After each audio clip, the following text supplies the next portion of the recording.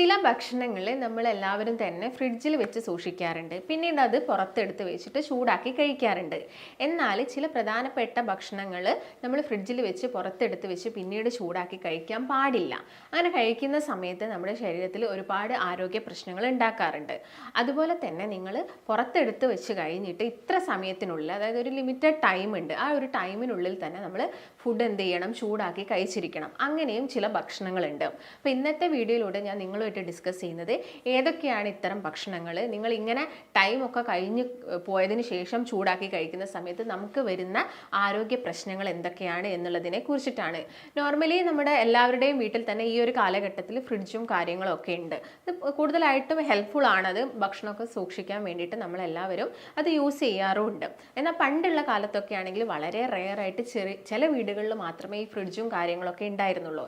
ഇന്ന് കേരളത്തിലോ അല്ലെങ്കിൽ നമ്മുടെ ഇന്ത്യയിൽ തന്നെ നോക്കുകയാണെങ്കിൽ ഈ താപനിലയിലൊക്കെ നല്ല രീതിയിലുള്ള ചേഞ്ചസ് ആണുള്ളത്. കാരണം ഒരുപാട് മരങ്ങൾ വെട്ടി നശിപ്പിക്കുന്നുണ്ട്, അതുപോലെ തന്നെ ഒരുപാട് വാഹനങ്ങൾ കൂടുകയാണ്. അതിൻ്റെ ഭാഗമായിട്ട് അന്തരീക്ഷം മൊത്തം ചൂട് കൂടുകയാണ്. അതിൻ്റെ ഭാഗമായിട്ട് നമ്മൾ ഉണ്ടാക്കുന്ന ഭക്ഷണങ്ങളൊക്കെ വളരെ ചുരുങ്ങിയ സമയം കൊണ്ട് തന്നെ ചീത്തയായി പോവുകയാണ്.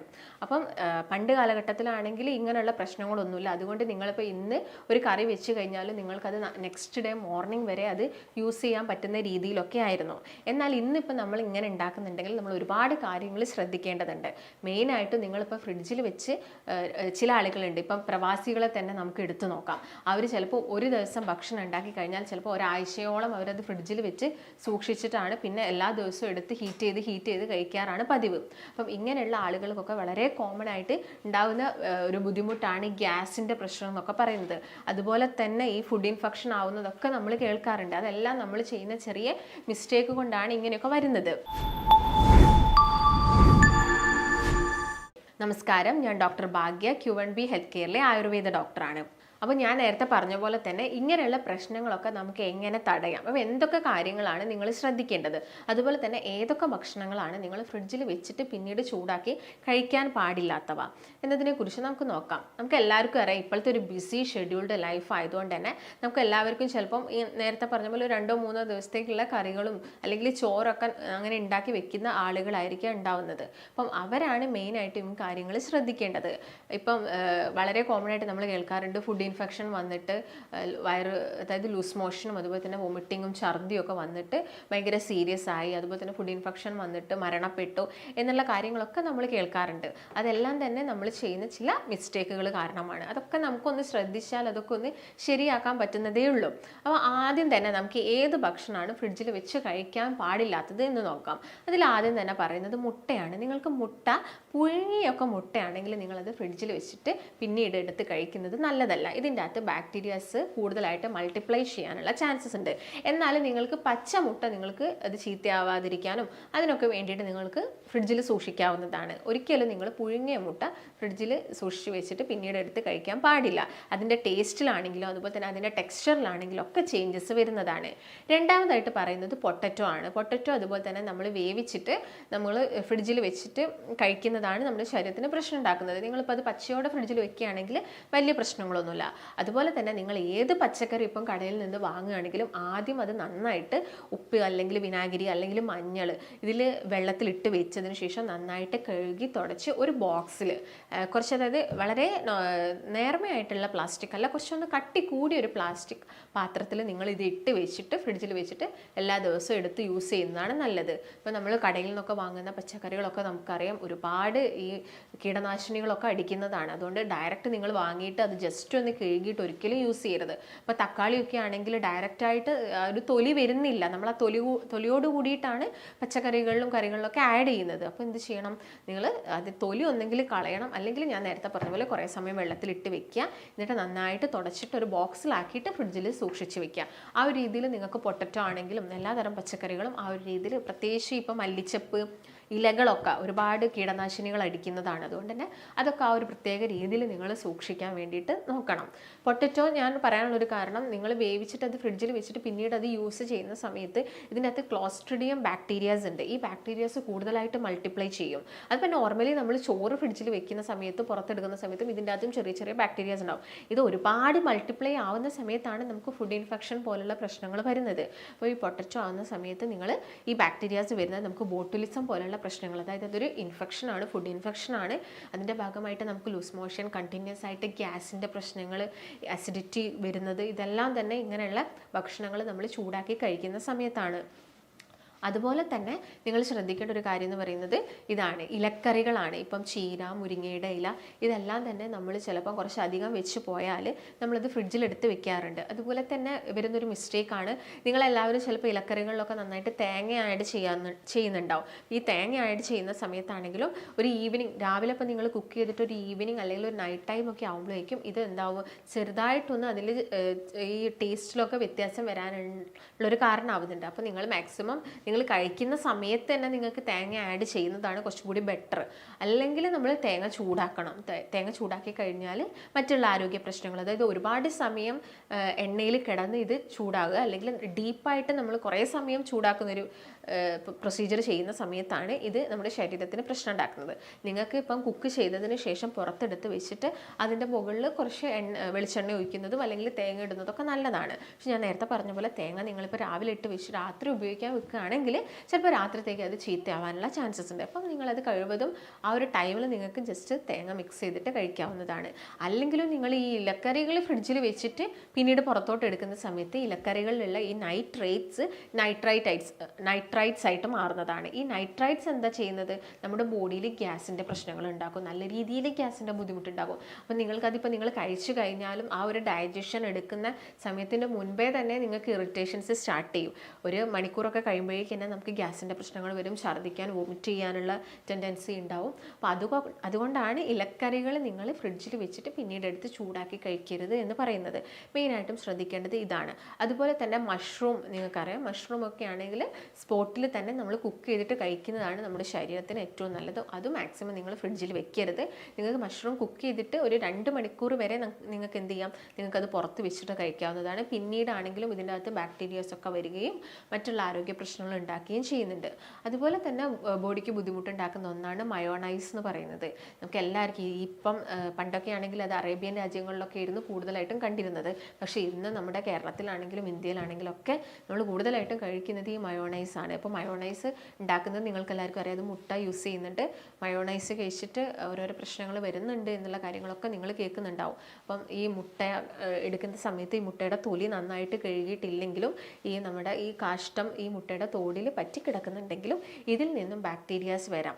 ഈ സ്റ്റഫൈലോകോക്കസ് പോലുള്ള ബാക്ടീരിയാസ് വന്നിട്ട് നമുക്ക് അസ്വസ്ഥതകളും ബോഡിയിൽ ബുദ്ധിമുട്ടുകൾ ഉണ്ടാക്കുന്നുണ്ട്.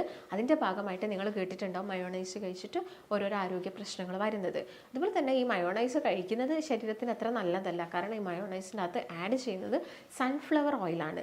സൺഫ്ലവർ ഓയിൽ നിങ്ങൾക്ക് എല്ലാവർക്കും അറിയാം, അതെന്ന് പറയുന്നത് ഒരു അൺസാച്ചുറേറ്റഡ് ഫാറ്റാണ്. അൺസാച്ചുറേറ്റഡ് ഫാറ്റ് ഹീറ്റ് ചെയ്യുന്നതിനെല്ലാം ലിമിറ്റ് ഉണ്ട്.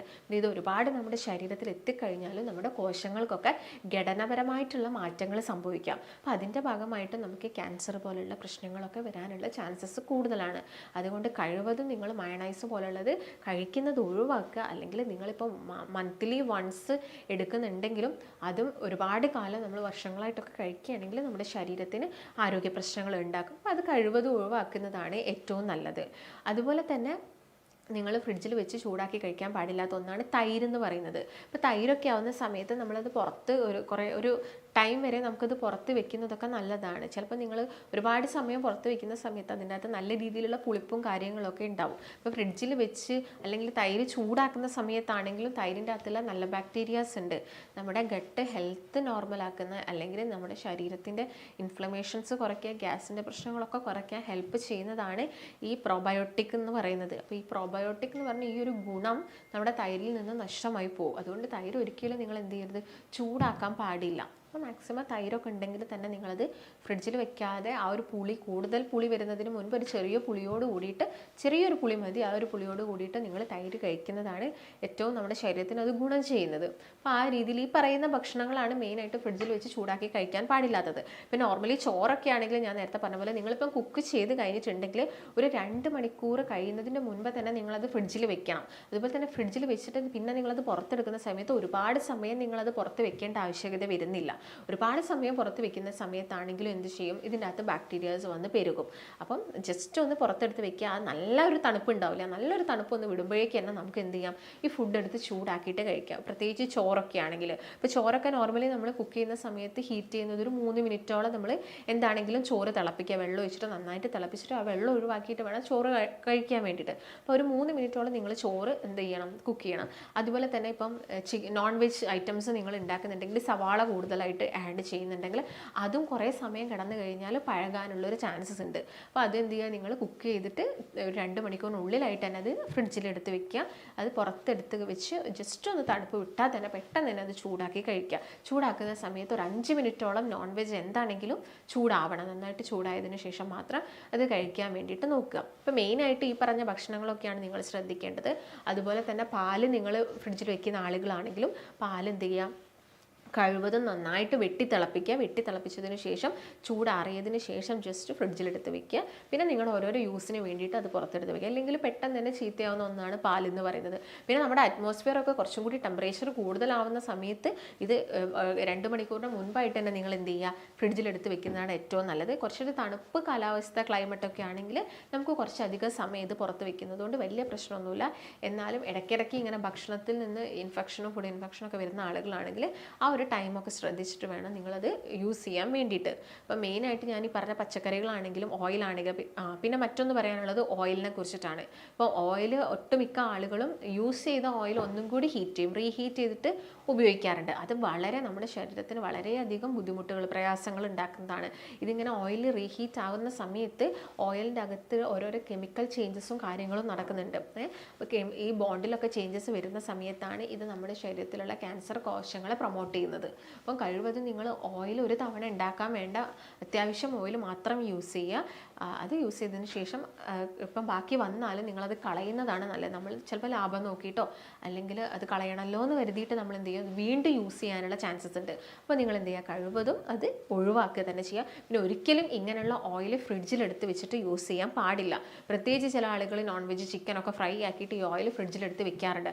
അതെല്ലാം തന്നെ നിങ്ങൾക്ക് ഒരുപാട് ആരോഗ്യ പ്രശ്നങ്ങൾ ഉണ്ടാക്കും. ചിലപ്പോൾ ഈ ഒരു ടൈമിൽ നിങ്ങൾക്ക് പ്രശ്നങ്ങൾ വരണമെന്നില്ല, ചിലപ്പോൾ അത് ഫ്യൂച്ചറിലായിരിക്കാം വരുന്നത്. അതുകൊണ്ട് നിങ്ങൾ ഈ കാര്യങ്ങളൊക്കെ പ്രത്യേകം ശ്രദ്ധിക്കേണ്ടതുണ്ട്. പിന്നെ ഓയിലൊക്കെ യൂസ് ചെയ്യുന്ന സമയത്ത് കഴിവതും നിങ്ങൾ സൺഫ്ലവർ ഓയിൽ അതുപോലെ തന്നെ മറ്റുള്ള ഓയിലൊക്കെ കഴിവതും ഒഴിവാക്കുക. നമുക്ക് ഏറ്റവും ബെസ്റ്റ് കുക്ക് ചെയ്യാൻ പറ്റുന്നത് ഗീ ആണ്. ഗീ നമുക്കൊരു 300 ഡിഗ്രി വരെ നമുക്കത് ഹീറ്റ് ചെയ്യാൻ പറ്റും. അതുപോലെ തന്നെ പിന്നീട് നമുക്ക് നമ്മുടെ ബോഡിക്ക് അനിവാര്യമായിട്ടുള്ളത് coconut oil, virgin coconut oil തന്നെയാണ്. ഇപ്പോൾ വെർജിൻ കോക്കനട്ട് ഓയിൽ ആണെങ്കിലും നിങ്ങൾ ഓവർ ഹീറ്റ് ചെയ്യേണ്ട, ഒരു മിതമായിട്ടുള്ളൊരു ടെമ്പറേച്ചറിൽ ഹീറ്റ് ചെയ്യാം. ചില ആളുകൾ ഡീപ്പ് ഫ്രൈ ചെയ്യരുത് എന്ന് പറയുന്നത് ഡോക്ടേഴ്സ് അത് കൂടുതൽ സമയം ഹീറ്റ് ആവുന്നത് കൊണ്ടാണ്. അപ്പോൾ ഈ നോൺ വെജിലുള്ള പ്രോട്ടീൻസ് ആണെങ്കിലും ഓയിലും കൂടിയൊക്കെ ജോയിൻ ചെയ്യുന്ന സമയത്ത് അത് നമ്മുടെ ശരീരത്തിന് അപകടകാരികളായിട്ടുള്ള കോമ്പൗണ്ട്സ് ഉണ്ടാക്കും.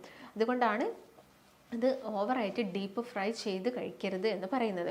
അപ്പോൾ മെയിനായിട്ടും ശ്രദ്ധിക്കേണ്ടത് ഈ പറയുന്ന കാര്യങ്ങളൊക്കെയാണ് ഫ്രിഡ്ജിൽ വെച്ച് ചൂടാക്കി കഴിക്കുന്ന സമയത്ത്. അപ്പോൾ കൂടുതലായിട്ടും ഒറ്റയ്ക്ക് താമസിക്കുന്ന ആളുകൾ അല്ലെങ്കിൽ പ്രവാസികളൊക്കെ ആവുന്ന സമയത്താണ് ഇങ്ങനെയുള്ള ബുദ്ധിമുട്ടുകൾ. അവർക്ക് ഈ ഗ്യാസിൻ്റെ പ്രശ്നങ്ങളും ഗ്യാസ് മൂലം അവർക്ക് പിന്നെ തലവേദന വരുന്നു, ഗ്യാസ്ട്രിക് ഹെഡേക്ക് വരുന്നു, ഇങ്ങനെയുള്ള ബുദ്ധിമുട്ടുകളൊക്കെ ഉണ്ടാവാറുണ്ട്. അപ്പോൾ ഈ കാര്യങ്ങളൊക്കെ നിങ്ങൾ മെയിനായിട്ടും ശ്രദ്ധിക്കുക. ഇപ്പോൾ നമ്മുടെ വയറിനാണെങ്കിലും നമ്മുടെ കുടലിനാണെങ്കിലും എല്ലാം തന്നെ ഇത് ബുദ്ധിമുട്ടുണ്ടാക്കുന്ന സാഹചര്യങ്ങളാണ് നമ്മളായിട്ട് ഒരുക്കി കൊടുക്കുന്നത് ഇങ്ങനെ ഭക്ഷണങ്ങളൊക്കെ ഫ്രിഡ്ജിൽ വെച്ചിട്ട് പിന്നീട് ചൂടാക്കി കഴിക്കുന്ന സമയത്ത്.